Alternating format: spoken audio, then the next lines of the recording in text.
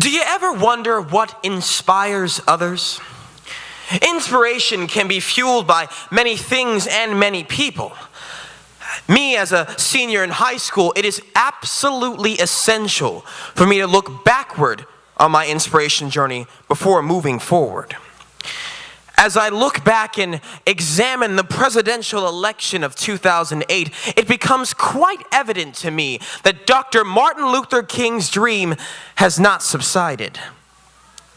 The mere fact that President Barack Obama and Senator Hillary Clinton were discussing Dr. King's criticism of racial inequality and socioeconomic limitations shows me that even 40 years after Dr. King's death, his message still has relevance. Relevance because it is not only being discussed by children of young ages, but is being discussed and remembered by society's oldest, most seasoned citizens. Dr. King pushed us all to create racial equality for all. Now, are we a nation striving to fulfill that promise to him? Or are we just resting on the backs of our ancestors? It is absolutely essential that we remember that financial economic limitations and normal economic limitations are two entirely different things. You see, take my parents, for example. Both are college graduates. Both are highly educated.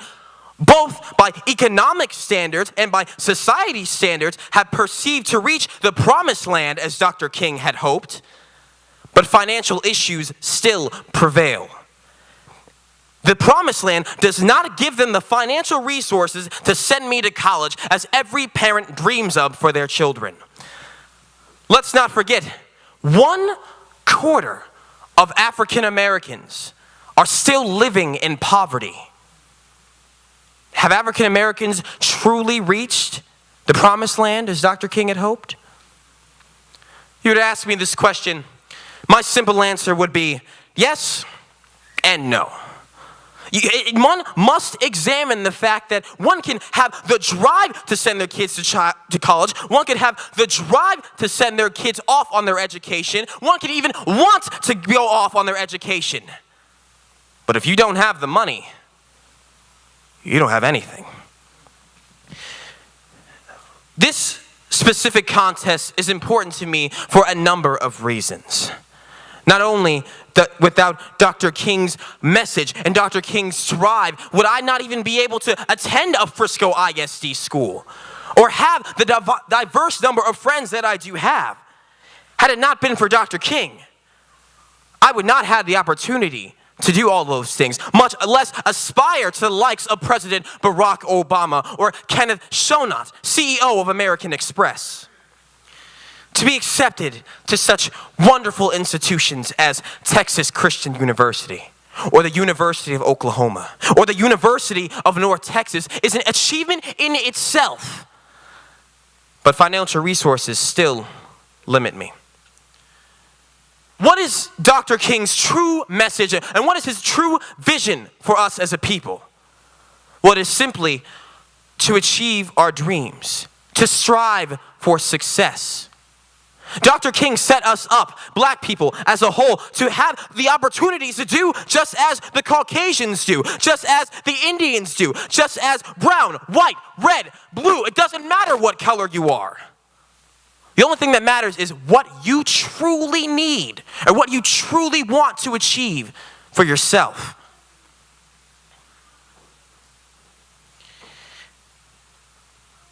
Ask yourself this question. What are you doing to drive the dream?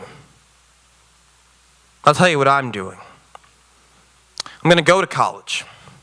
I'm going to receive my education.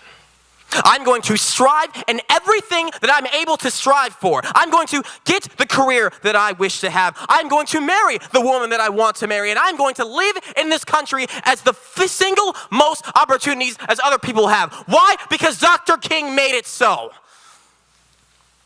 He gave me the strength. He gave me the opportunity. He gave me the drive to reach what he had preached. And I, for one, am not going to let him down.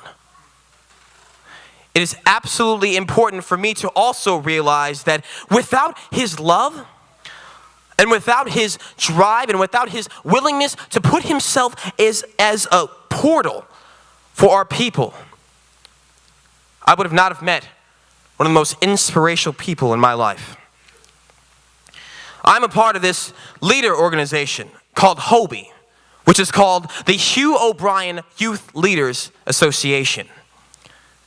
People are chosen from their high schools to come to this organization, and they're chosen to represent their schools at a conference. While there, I met one of the most important people of my life, Mr. Brock Holman.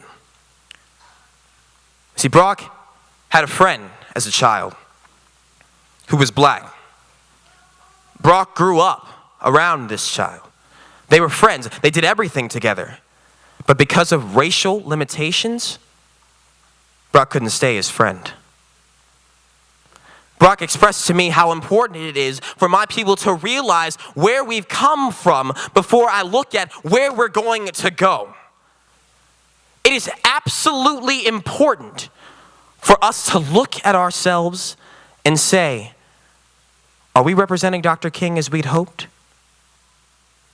What Brock made me realize as a young man embarking on life's journey is that it's not just what you say, but it's how you say it. It's how you represent yourself. It's how you put yourself out there. You put yourself at a standstill to become and truly embody Dr. King's message. As I conclude today, I just want everyone to examine themselves and realize the dream starts with us. It starts with embodying Dr. King's message and remembering who he was to us. The drive behind the dream, well, that's simple. It's the drive behind what our dreams are. It's the drive behind what we need to achieve.